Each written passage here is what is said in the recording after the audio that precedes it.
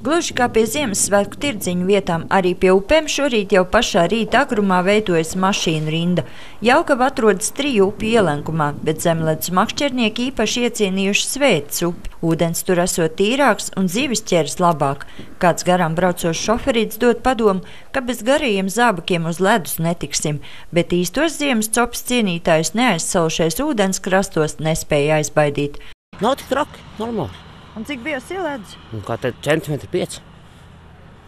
5 centimetri. Un līdz cik jābūt plānam ledum, lai vairs nekāp? Kamēr cauri krīt.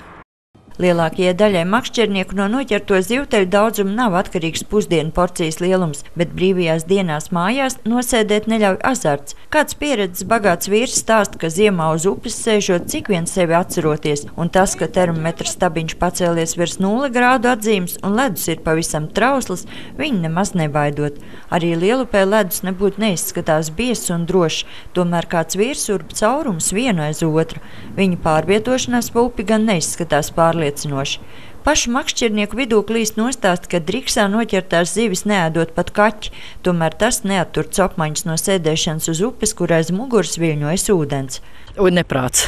Neprāts. Pašreizējā momentā tas ir neprāts. Man liekas, ka tur tā kā pašnāvnieki sēž. Man pašai bail ir, un, ka es paskatos, man ļoti nepatīk, ka viņi tur sēž, godīgi teikšu. Pat ja tevi izglābs, tas jau neko, tās pāris zivteles neko laikam tomēr nenozīmēs. Nebūs tu visu gadu paēdis no tām pāris zivtiņām, kas tur ir. Meteoroloģiskā dienesta prognoze rāda, ka nākamajā nedēļā gaisa temperatūra kļūs nedaudz zemāka, tomēr tik liels augstums, lai ledus upēs būtu drošs, gan netiek solīts.